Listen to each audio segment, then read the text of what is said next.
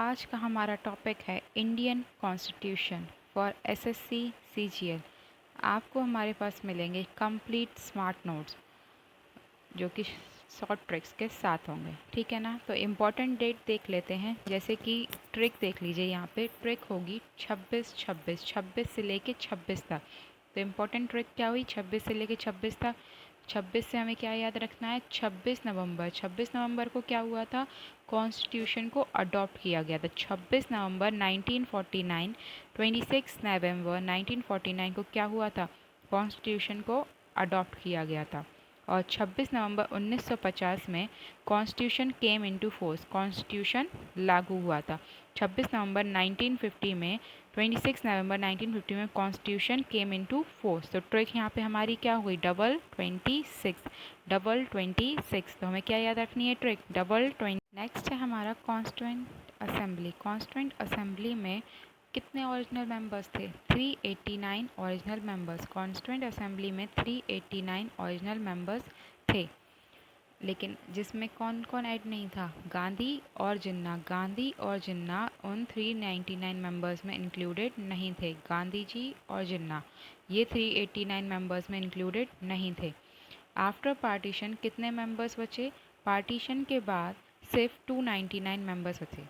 जब पहली मीटिंग हुई थी, जब फर्स्ट मीटिंग हुई थी 31 अक्टूबर 1947 में, तब कितने मेंबर्स थे, 299 मेंबर्स। फर्स्ट मीटिंग में कितने मेंबर्स आए थे, 299 मेंबर्स, ठीक है।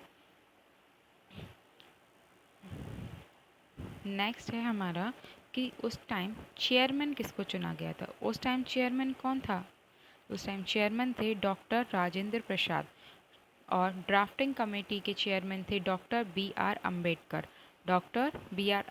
चेयरमैन थे डॉक्टर राजेंद्र प्रसाद, और ड्राफ्टिंग कमेटी के चेयरमैन थे doctor B R Ambedkar. Constitution को लिखने में कितना टाइम लगा था, 2 ईयर्स 11 मंथ 18 डेज। कितना टाइम लगा, 2 ईयर 11 मंथ 18 डेज। ये क्वेश्चन भी बहुत बार पूछा जाता है कि कॉन्स्टिट्यूशन को लिखने में कितना टाइम लगा, 2 ईयर्स 11 मंथ 18 डेज।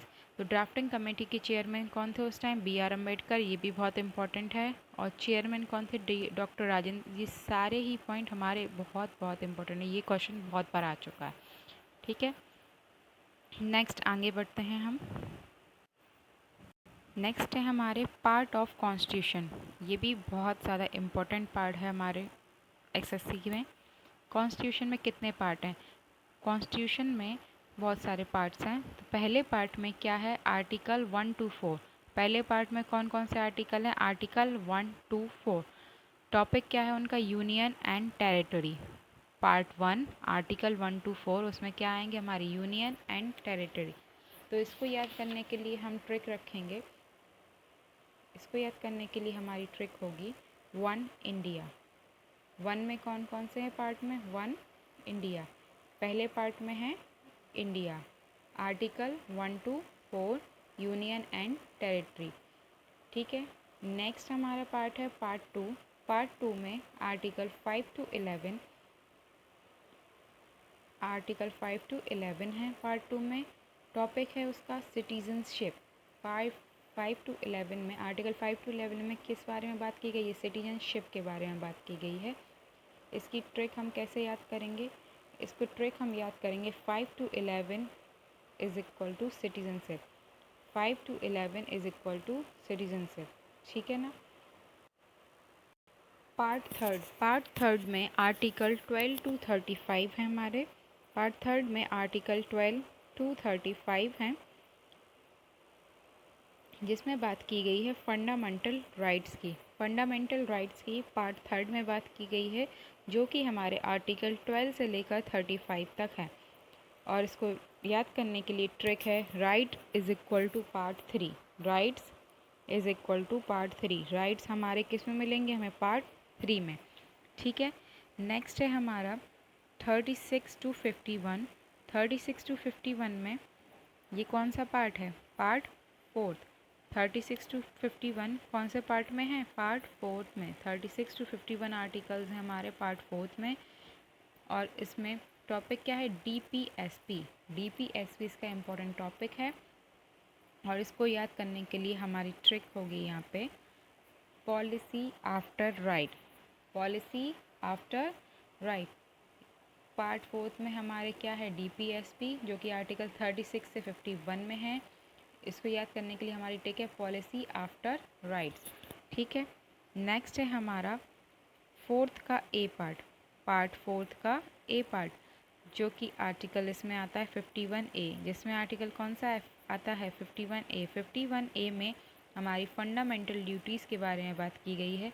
51A में हमारे फंडामेंटल ड्यूटीज़ के बारे में बात की गई है। इसको याद करने के लिए हम यहाँ पे ट्रिक यूज़ करेंगे A is equal to action duties. A is equal to action duties. Action duties में क्या हो जाएगा fundamental duties 51A। A is equal to action duties. ठीक है, ये कौन से पार्ट में है पार्ट 4th A में। पार्ट 4th A में।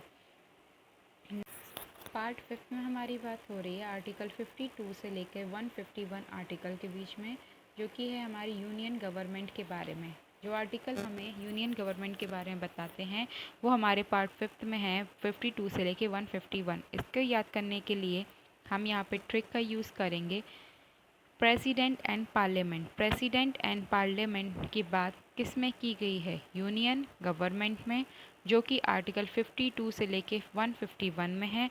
और ये हमारे हैं पार्ट 5 में। पार्ट 5 में आर्टिकल 52 से लेके 151 आएंगे, जो कि हमारी यूनियन गवर्नमेंट को दर्शाते हैं और जो कि हमें प्रेसिडेंट और पार्लियामेंट के राइट्स के बारे में बताते हैं। ठीक है, नेक्स्ट पार्ट की ओर बढ़ते हैं पार्ट 6। पार्ट 6 में आर्टिकल 152 से लेके 237 आते हैं हमारे। पार्ट 6 में आर्टिकल 152 से लेके 237 आते हैं, जो कि हमें स्टेट गवर्नमेंट के राइट्स के बारे में बताता है। स्टेट गवर्नमेंट के राइट्स किस में मिलेंगे पार्ट 6 में आर्टिकल 152 से लेके 237 में। ठीक है, इसको याद करने के लिए हम ट्रिक का यूज़ कर सकेंगे स्टेट्स के बारे में हमें किस में मिलेगा आर्टिकल 152 से लेके 237 में, जो कि हमारा पार्ट क्या है 6 है, जो कि हमारा पार्ट है 6। स्टेट गवर्नमेंट के राइट्स के बारे में कहाँ पता चलेगा हमें पार्ट 6 में 152 से लेके 237 आर्टिकल्स के बीच में। ठीक है, हमारा पार्ट 18 में आर्टिकल 352 से लेके 360 के बारे में बात हुई है। ऐसा नहीं है कि बाकी पार्ट इम्पॉर्टेंट, बाकी पार्ट भी ठीक है, लेकिन ये इम्पॉर्टेंट पार्ट है, इन्हीं में से ज़्यादातर क्वेश्चन पूछे जाते हैं, इसलिए मैं आपको इम्पॉर्टेंट पार्ट बता। ऐसे पढ़ने बैठोगे तो बहुत सारा है। ठीक है, तो पार्ट 18 में आर्टिकल 352 से लेके 360 के बारे में बात की गई है, जिसमें हमारी आती है एमरजेंसी। कौन कौन सी एमरजेंसी कब लगाई गई हैं तो वो किस में आएंगी पार्ट 18 में आर्टिकल 352 से लेके 360 तक। इसको याद करने के लिए हमारी ट्रिक है एमरजेंसी। ट्रिक क्या यूज़ करेंगे एमरजेंसी पार्ट 18। एमरजेंसी 18 क्या यूज़ करेंगे ट्रिक को एमरजेंसी 18। तो ये हमारे पार्ट 18 में मिलेगी एमरजेंसी, जो कि आर्टिकल 352 से लेके 360 तक है। नेक्स्ट हमारा पार्ट है 20। नेक्स्ट पार्ट कौन सा है हमारा 20 पार्ट में 368 आर्टिकल है। सिर्फ कौन सा आर्टिकल है सिर्फ 368 आर्टिकल है, जिसमें हमारे अमेंडमेंट के बारे में बात की गई। अमेंडमेंट ऑफ कॉन्स्टिट्यूशन के बारे में 368 आर्टिकल में बात की गई है। इसको याद करने के लिए यहाँ पर हमारी ट्रिक होगी चेंज कॉन्स्टिट्यूशन। जब अमेंडमेंट हुई, अमेंडमेंट का मतलब क्या होता है कि कॉन्स्टिट्यूशन में कौन कौन से चेंजेस किए गए। तो जो कॉन्स्टिट्यूशन में चेंजेस किए गए वो किस आर्टिकल के तहत किए गए आर्टिकल 368, जो कि पार्ट हमारा 20 में आता है। तो 20 में क्या है अमेंडमेंट में क्या होता है कॉन्स्टिट्यूशन में चेंजेस किए गए हैं। ठीक है, तो याद हो जाएंगे ना ये हमारे सारे पार्ट और उनके ट्रिक्स। ठीक है, नेक्स्ट हम पढ़ते हैं मोस्ट इम्पॉर्टेंट आर्टिकल्स के बारे में, जो कि हैं बिल्कुल लर्न होने चाहिए, रटे हुए होने चाहिए। तो आर्टिकल्स 1 to 4, आर्टिकल्स 1 से लेकर 4 तक में क्या था स्टेट्स के बारे में बात हुई थी। अभी हमने ऊपर ट्रिक लर्न की थी स्टेट्स। तो आर्टिकल 1 में है India is a union of state. India क्या है समूह है किसका स्टेट्स का। ठीक है, article 2 admission of new state. Article 2 में नई स्टेट जोड़ी गई हैं। आर्टिकल 2 में बताया गया है कौन कौन सी और किस तरीके से नई स्टेट को जोड़ा गया है।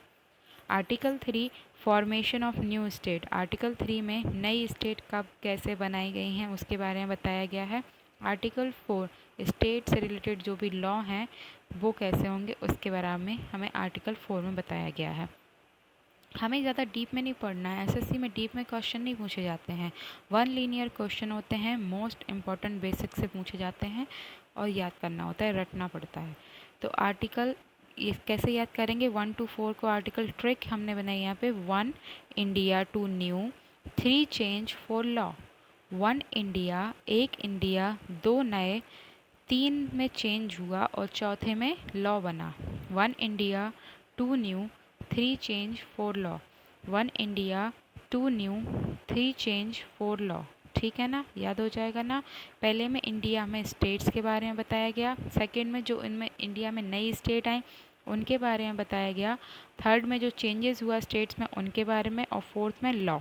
ठीक है, नेक्स्ट हम पढ़ते हैं हमारी फंडामेंटल राइट्स। फंडामेंटल राइट्स किस में है हमारे, 12 से लेके 35 में हमारे हैं fundamental rights. Fundamental rights 12th में आर्टिकल में दिया गया है फंडामेंटल राइट की डेफिनेशन। 12th आर्टिकल में क्या दी गई है, फंडामेंटल राइट की डेफिनेशन। ठीक है, और आर्टिकल 13 में बताया गया है लॉज इनकंसिस्टेंट विथ और इन डेरोगेशन ऑफ फंडामेंटल राइट। ठीक है, तो हमें ये याद करने की ज़रूरत नहीं, हमें कहाँ से पढ़ना है, equality, right to equality. Right to equality क्या है, आर्टिकल 14 to 18 में हमें राइट टू इक्वेलिटी के बारे में बताया गया है। किस में बताया गया, आर्टिकल 14 to 18। आर्टिकल 14 कहता है इक्वेलिटी बिफोर लॉ, मतलब लॉ में हमेशा सबको, जितने भी इंडिया में सिटीज़न हैं उनके लिए सारे लॉ इक्वल होंगे। बस यहाँ पे भी एक्सेप्शन है, जैसे कि कुछ लॉ अलग बनाए गए हैं, वुमन के लिए अलग बनाए गए हैं, तो वो सिर्फ औरतों के लिए, ये नहीं कि उसमें आदमी भी उन लॉ में जुड़ जाएं। कुछ चाइल्ड के लिए भी अलग लॉ हैं, तो उसमें भी थोड़ा एक्सेप्शन है, बाकी सारे लॉ इक्वल होंगे। ठीक है, नेक्स्ट है हमारा article 15। Article 15 no discrimination. Article 15 में हो बताया गया है नो डिस्क्रिमिनेशन, किसी को भी caste religion sex, place of birth, इसके बेसिस पे हम किसी को भी अलग नहीं बता सकते, हम किसी में भी भेदभाव नहीं करेंगे। किसके बेसिस पे, caste, race, sex, religion, place of birth. ठीक है, सब लोग हमारे लिए एक समान हैं। नेक्स्ट है हमारा आर्टिकल 16। आर्टिकल 16 में इक्वल अपॉर्चुनिटी के बारे में बताया गया। इक्वल अपॉर्चुनिटी किस बारे में, पब्लिक मैटर के लिए। पब्लिक मैटर क्या हुआ, जैसे कि गवर्नमेंट जॉब हुई, पब्लिक मैटर में हमें आर्टिकल 16 में इक्वल अपॉर्चुनिटी मिलती है। जैसे कि गवर्नमेंट से रिलेटेड जितने भी सुविधाएं हैं, जॉब्स हुई, स्कीम्स हुई, तो उसमें हमें क्या, इक्वल अपॉर्चुनिटी मिलेगी। नेक्स्ट है हमारा article 17। Article 17 ovulation of untouchability, छुआछूत को ख़त्म करता है आर्टिकल 17। आर्टिकल 17 में छुआछूत को ख़त्म करता है। आर्टिकल 18 नेक्स्ट है हमारा आर्टिकल 18। आर्टिकल 18 में होता है एवोल्यूशन ऑफ टाइटल्स, जो भी उपाधियाँ दी गई किसी को, जैसे राजा, प्रजा, महाराजा, ये सब, तो वो सारी उपाधियों को खारिज करता है। कौन सा, हमारा आर्टिकल 18। आर्टिकल 18 बताता है कि हम कोई भी उपाधियों को नहीं मानेंगे। तो इन सबको याद करने के लिए हमारी ट्रिक है 14 to 18 equality series. 14 to 18 equality series क्या याद करने की ट्रिक है, आर्टिकल 14 to 18 इक्वलिटी सीरीज़। इसमें क्या है, हमारे राइट टू इक्वलिटी। आगे देखते हैं right to freedom. Right to freedom क्या है, राइट टू फ्रीडम में हमारे आर्टिकल 19 से लेके 22 तक आर्टिकल आ जाते हैं। ये राइट टू फ्रीडम होंगे हमारे। आर्टिकल 19 में बात हो रही है 6 फ्रीडम्स की। 6 फ्रीडम कौन कौन से, पहला फ्रीडम है 6 फ्रीडम में से speech and expression. Speech and expression कि हम कहीं पर भी कोई भी स्पीच दे सकते हैं, हमें उस चीज़ की आज़ादी है और हम कोई भी बात अपनी एक्सप्रेस कर सकते हैं, उसके लिए हमें कोई भी नहीं रोक सकता है। तो हमारे 6 फ्रीडम कौन कौन से हैं, स्पीच एंड एक्सप्रेशन। ठीक है, नेक्स्ट है हमारा सेकंड, 6 फ्रीडम में से सेकंड है हमारा assemble peacefully and without arms, हम कहीं पर भी असेंबल हो सकते हैं लेकिन पीसफुली, मतलब शांतिपूर्ण हम कहीं पे भी अपना असेंबली बना सकते हैं विदाउट आर्म्स, बिना किसी आर्म्स की ज़रूरत के। थर्ड है हमारा फॉर्म, एसोसिएशन और यूनियन, और हम कोई भी फॉर्म, थर्ड फॉर्म है एसोसिएशन एंड यूनियन, कोई भी हम एसोसिएशन बना सकते हैं और अपनी खुद की एक यूनियन बना सकते हैं, ठीक है। फोर्थ है हमारा move freely through out the territory, move freely through out the territory, हम कहीं पे भी पूरे इंडिया की टेरिटरी में कहीं पर भी पूरी तरीके से फ्री हैं, घूमने के लिए आज़ाद हैं, ठीक है। फिफ्थ है हमारे reside and settle in any part of the third territory, reside and settle, हम इंडिया के किसी भी टेरिटरी के अंदर क्या रह सकते हैं और सेटल हो सकते हैं। सिक्स्थ है हमारा practice any profession, practice any profession और कैरी, मतलब हम किसी भी प्रोफेशन की प्रैक्टिस कर सकते हैं और कोई भी ऑक्यूपेशन कैरी कर सकते हैं, हम किसी भी ऑक्यूपेशन में इस चीज़ की हमें फुली आज़ादी है, कोई भी हम ट्रेड कर सकते हैं, कोई भी हम बिज़नेस कर सकते हैं, ठीक है। तो ये थे हमारे आर्टिकल 19 के 6 फ्रीडम। कौन कौन से थे आपको याद हो गए ना आर्टिकल 19 के 6 फ्रीडम, ठीक है। तो हम नेक्स्ट आगे बढ़ते हैं आर्टिकल 20 की ओर। आर्टिकल 20 में हैं बताते हैं प्रोटेक्शन इन कन्विक्शन, मतलब हमें कन्विक्शन के लिए जो प्रोटेक्शन मिलेगा वो हमें किस में मिलेगा, आर्टिकल 19, जहाँ पे रिस्पेक्ट होगी ऑफेंसेस के लिए, रिस्पेक्ट हर चीज़ के लिए, वो कहाँ मिलेगा, हम आर्टिकल 20 में। आर्टिकल 20 में होता है protection of life and personal liberty, मतलब लाइफ और पर्सनल लिबर्टी का हमें प्रोटेक्शन है, फ्रीडम है, मतलब अपनी पर्सनल लिबर्टी और लाइफ का हम खुद आज़ाद हैं, स्वतंत्र हैं हम उसको अपने तरीके से चलाने के लिए। Article 21A right to education, ये राइट है एजुकेशन के लिए, 6 to 14 ईयर्स के बच्चों की एजुकेशन के लिए कौन सा राइट है, right to education, article 21A।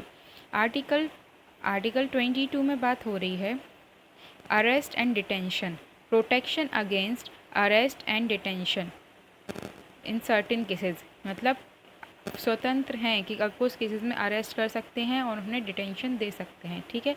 तो इन सबको याद करने के लिए हमारी ट्रिक होगी फ्रीडम 19 का मतलब है freedom, 19 is equal to freedom, 21 is equal to life, 21A for admission, A for admission, admission का मतलब एजुकेशन में एडमिशन, ए फॉर एडमिशन, किस में एडमिशन, एजुकेशन में एडमिशन, ठीक है। नेक्स्ट हम आगे बढ़ते हैं right against exploitation, right against exploitation, exploitation के अगेंस्ट कौन कौन से राइट हैं हमारे, एक्सप्लॉयटेशन के अगेंस्ट आर्टिकल 23 और 24, आर्टिकल 23 और 24 हमें एक्सप्लॉयटेशन के अगेंस्ट राइट प्रदान करता है। तो आर्टिकल 23 में बात होती है prohibition of traffic in human being and forced labour, मतलब ह्यूमन ट्रैफिकिंग और प्रोहिबिटेड है, मतलब यहाँ पे किसी को ह्यूमन ट्रैफिकिंग और फोर्स्ड लेबर यहाँ पे प्रोहिबिट, किसी को ज़बरदस्ती काम नहीं करवा सकते हैं, ठीक है। आर्टिकल 24 में बात होती है चाइल्ड लेबर, चाइल्ड लेबर बच्चों से काम करवाना पूरी तरीके से मान्य नहीं है। इन सबको याद करने के लिए हम यहाँ पे यूज़ करते हैं ट्रिक का 23-24 एक्सप्लॉयटेशन एंड्स, 23-24 एक्सप्लॉयटेशन एंड्स, क्या ट्रिक है 23-24 एक्सप्लॉयटेशन एंड्स, ठीक है। नेक्स्ट हम आगे देखते हैं right to freedom of religion, right to freedom of religion, religion के लिए हमारे पास कौन कौन से राइट हैं, आर्टिकल 25 से लेके 28 तक क्या है हमारे right to freedom of religion, मतलब हम अपने रिलीजन को मानने के लिए कौन कौन से राइट्स का यूज़ कर सकते हैं, आर्टिकल 25, 26, 27, 28, ठीक है। तो 25 में बात हो रही है freedom of religion, freedom of conscience and free profession practice and propagation of religion, हम अपने रिलीजन के अनुसार किसी भी तरीके की प्रैक्टिस कर सकते हैं, प्रोपोगेशन है, इसका हमें क्या राइट है, किस कौन से आर्टिकल में हमें ये राइट मिलता है कि हम अपने रिलीजन को किसी तरीके से माने, हम उसमें कोई भी पूजा पाठ कुछ भी पढ़ाई सब कर सकते हैं, ये हमें राइट देता है आर्टिकल 25। आर्टिकल 26 में बात हो रही है manage religious affairs, freedom to manage religious affair, हमें यहाँ पे आज़ादी है हम अपने रिलीजियस अफेयर्स को मैनेज करने की, हम अपने इसमें किसी भी तरीके की रिलीजियस अफेयर को मैनेज कर सकते हैं, इस चीज़ की हमें पूरी आज़ादी है, किस में, आर्टिकल 26 में। Article 27 article 27 freedom as to payment of taxes for promotion of any particular religion, no religious taxes, मतलब कि हमें अपने रिलीजन को मानने के लिए कोई भी टैक्स नहीं देना पड़ेगा। आर्टिकल 28 में बात हो रही है no religious instruction in certain educational institution, मतलब कहीं पे भी कोई भी स्कूल में कोई हमें ये नहीं बोल सकता कि ये क्रिश्चियन का स्कूल है तो यहाँ पे सिर्फ क्रिश्चियन मतलब यही पढ़ाया जाएगा, हिंदू का स्कूल है तो सिर्फ हिंदू ही तरीके के पढ़ेंगे, मोमडन्स का स्कूल है, मुस्लिम्स का स्कूल है तो यहाँ पे उर्दू ही पढ़ाएगी, ये पूरी तरीके से बैन है। यहाँ पे कोई भी सर्टेन एजुकेशनल इंस्टीट्यूशन में हमें नो रिलीजन इंस्ट्रक्शन नहीं दे सकता। इन सबको याद करने के लिए हम यहाँ पे ट्रिक का यूज़ करेंगे 25-28 religion, 25-28 religion, okay, 25-28 religion. Next हम आगे बात करेंगे cultural and educational right. Cultural and educational rights कौन कौन से हैं? 29 और 30 में हमें कल्चरल और एजुकेशन राइट्स मिलते हैं। 29 में बात करें तो 29 कहता है protection of interest of minorities.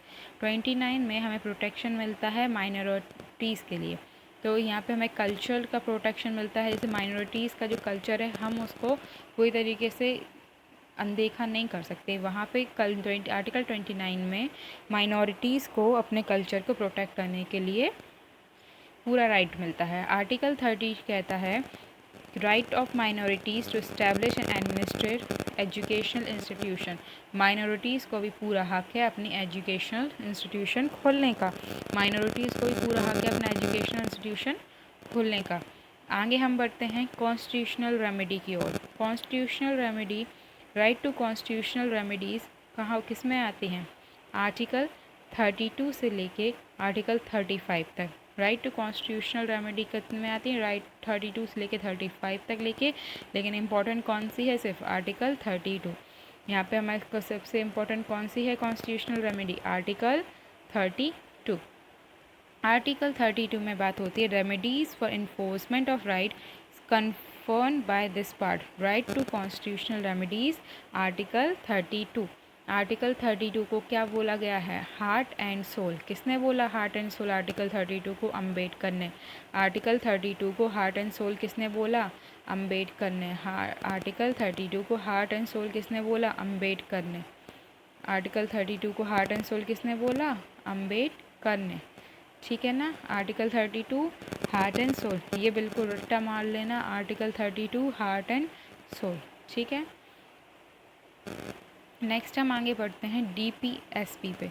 DPSP हमारे किस आर्टिकल्स में आती हैं? 36 टू लेके 51। 36 टू लेके 51 में हमारी क्या है? डीपीएसपी। डीपीएसपी का फुल फॉर्म है डायरेक्टिव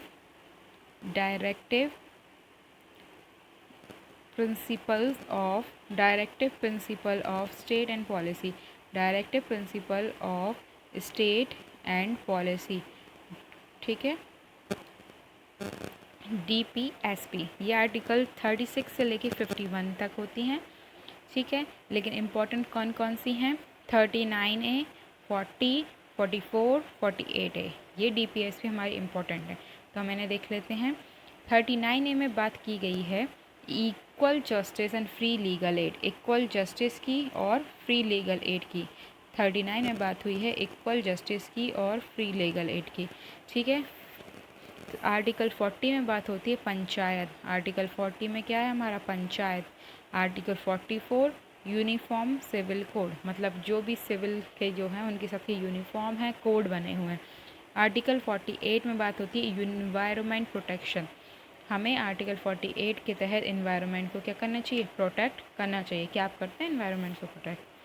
हमें ज़रूर करना चाहिए, क्योंकि ये हमारे कॉन्स्टिट्यूशन में लिखा है कि protection and improvement of environment and safeguarding of forest and wildlife. ठीक है, चलिए हम आगे बढ़ते हैं हमारी फंडामेंटल ड्यूटीज़ की ओर। फंडामेंटल ड्यूटीज़ किस में है हमारी? आर्टिकल 51A में। फंडामेंटल ड्यूटीज़ आपको किस में मिलेंगी? आर्टिकल 51A में। कितनी ड्यूटीज़ हैं? 11 ड्यूटीज़। कितनी फंडामेंटल ड्यूटीज़ हैं? 11 फंडामेंटल ड्यूटीज़ आर देयर। और इसको याद करने के लिए हमारे यहाँ पे ट्रिक यूज़ होगी 51A, A for action day. 51A, A for action day. Action duty. A for action duty मतलब फंडामेंटल ड्यूटीज़। नेक्स्ट आगे बढ़ते हैं हम नेक्स्ट टॉपिक पर। हमारा नेक्स्ट टॉपिक है प्रेसिडेंट। प्रेसिडेंट कौन से आर्टिकल में आता है हमारे? प्रेसिडेंट आते हैं आर्टिकल 52 से लेके 72 में। प्रेसिडेंट की बात होती है हमारा आर्टिकल 52 से लेके 72 में। ठीक है, तो आर्टिकल 52 में किसकी बात हुई है? प्रेसिडेंट की। Article 52 related to the president of India. President of India article 52। Article 54 election of president. किसका इलेक्शन? प्रेसिडेंट का। Article 54 election of president. Article 56 में बात होती है टर्म। कितने टर्म का होता है प्रेसिडेंट का कार्यकाल? 5 साल का। प्रेसिडेंट कितने साल तक बने रहते हैं? 5 साल तक। तो किसके टर्म की बात हो रही है यहाँ पे? प्रेसिडेंट के टर्म की। किसके टर्म की बात हो रही है? प्रेसिडेंट के टर्म की। आर्टिकल 61 में आता है इम्पीचमेंट। किसके इम्पीचमेंट की बात हो रही है? सारी इसमें बात हो रही है प्रेसिडेंट की। प्रेसिडेंट को किस आर्टिकल के तहत इम्पीच किया जा सकता है, हटाया जा सकता है? आर्टिकल 61 के तहत। Article 72 power of president to grant pardon etcetera and to suspend remand. Pardon power president को किस में दी गई है? आर्टिकल 72 में। वो किसी को भी क्षमा का प्रावधान किस में है? पार्डन मतलब है क्षमा करना। किस में? प्रेसिडेंट कब क्षमा कर सकता है? आर्टिकल 72 के तहत। ठीक है, आगे बढ़ते हैं हम प्राइम मिनिस्टर की ओर। प्राइम मिनिस्टर हमें किस आर्टिकल में मिलेंगे? आर्टिकल 74 और 75 में किसकी बात होती है? प्राइम मिनिस्टर की। आर्टिकल 74 और 75 में हमें कौन मिलेंगे? Prime minister. Council of minister article 74 में council of minister to aid and advise president. President को एडवाइस करने के लिए काउंसिल ऑफ मिनिस्टर कहाँ मिलेगी? Article 74। Article 75 prime minister and minister. Article 75 में बात होती है प्राइम मिनिस्टर एंड मिनिस्टर्स की।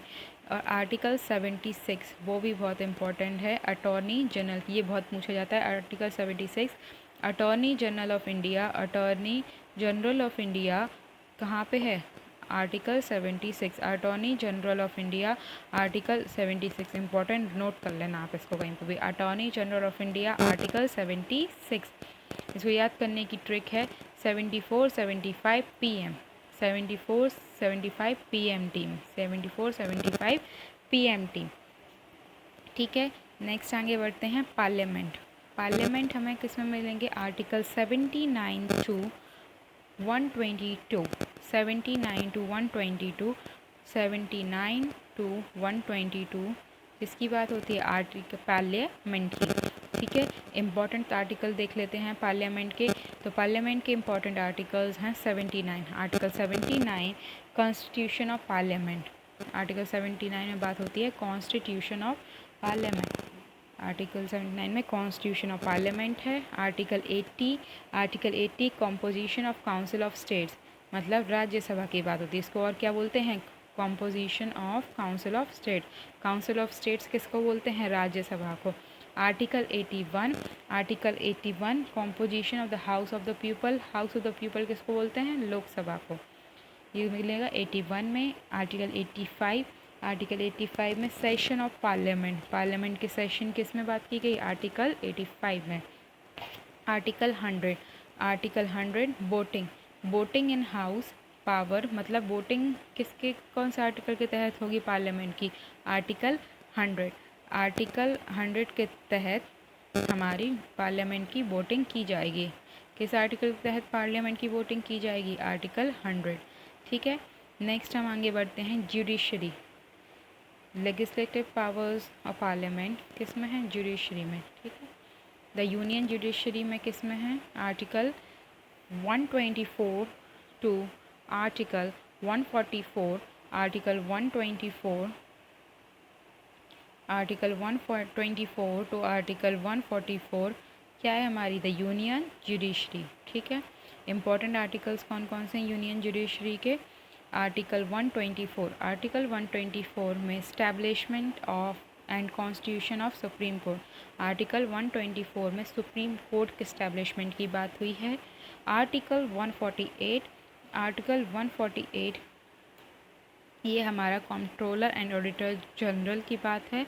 आर्टिकल 148 आता है पार्ट 5 में, ठीक है। CAG, article 148 CAG controller and auditor general of India. Controller, C for controller, A for auditor, G for general of India. किस आर्टिकल आता है? 148। ये भी इम्पोर्टेंट है, याद रखना इसको। आर्टिकल 214, आर्टिकल 214 में बात हुई हाई कोर्ट की। हाई कोर्ट किस में मिलेगा हमें? आर्टिकल 214, 214 आर्टिकल हाई कोर्ट, ठीक। नेक्स्ट हम आगे बढ़ते हैं इलेक्शन कमीशन की ओर। इलेक्शन कमीशन हम किस आर्टिकल में? Article 324। Article 324 related to election commission. 324 में बात होती है superintendence direction and control of election to be vested in the election commission. Trick याद करें, 324 इलेक्शन डो, 324 इलेक्शन डो, ठीक है। इलेक्शन कमीशन किस में मिलेगा? आर्टिकल 324। नेक्स्ट आगे बात करते हैं हम एमरजेंसी की। इमरजेंसी कौन कौन से हैं? आर्टिकल 352, 356, 360 ये हमारी इम्पोर्टेंट इमरजेंसी हैं, ठीक है। लेकिन हमें इमरजेंसी 352 से लेके 360 तक हमारी होती हैं। 352 से लेके 360 तक हमारी इमरजेंसी हैं। आर्टिकल 352 में नेशनल इमरजेंसी की बात की जाती है। आर्टिकल 356 में प्रेसिडेंट रूल की बात होती है। आर्टिकल 360 में फाइनेंशियल इमरजेंसी की बात होती है। 352 और 360 ये इम्पॉर्टेंट हैं। 352 और 360 ये हमारे बहुत ही इम्पॉर्टेंट हैं, ठीक है। 352 में नेशनल इमरजेंसी की बात होती है और 360 में फाइनेंशियल इमरजेंसी की बात होती है, ठीक है। तो नेक्स्ट हम आगे इनके लिए याद करने के लिए यहाँ पे ट्रिक है एमरजेंसी ट्रायो। एमरजेंसी क्या है? एमरजेंसी ट्रायो क्या है? 352, 356, 360। तो हम इसको याद कर सकते हैं 352, 356, 360 is equal to emergency trio, ठीक है। नेक्स्ट हम आगे बढ़ते हैं कॉन्स्टिट्यूशनल अमेंडमेंट की ओर। कॉन्स्टिट्यूशनल अमेंडमेंट आर्टिकल 368 में है। कॉन्स्टिट्यूशनल अमेंडमेंट हमें किस में मिलती है? आर्टिकल 368।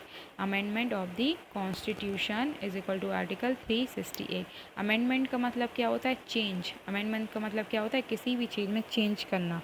तो किस में चेंज हुआ? यहाँ पे कॉन्स्टिट्यूशन में change.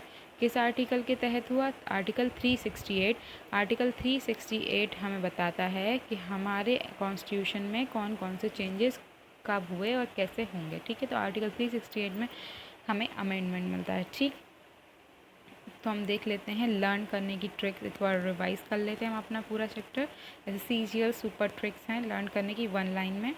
14 to 18 equality, 14 to 18 equality, 19 to 22 freedom, 19 to 22 freedom, 23 to 24 exploitation, 25 28 religion, 29 to 30 culture, 32 constitutional remedies, 32 constitutional remedies, 36 to 51 DPSP, 36 to 51 DPSP, 51A duties, 52 president, 74 to 75 PM, 79 to 122 parliament, 124 supreme court, 148 CAG, 324 election commission, 352, 356, 363 ये क्या है? Trio emergency का amendment किस में? 368 में, ठीक है। तो आप इसको रट्टा मार लीजिएगा। आप चाहो तो इसका स्क्रीनशॉट भी ले सकते हैं ट्रिक्स को लर्न करने के लिए, ठीक है। यहाँ से आप स्क्रीनशॉट ले सकते हैं, ठीक है। तो अगर आपको मेरी वीडियो अच्छी लगी है नेक्स्ट पार्ट के लिए please comment more and like and subscribe my channel, ठीक है। ले लीजिए screenshot. Thank you for watching my video. Please like and subscribe my channel.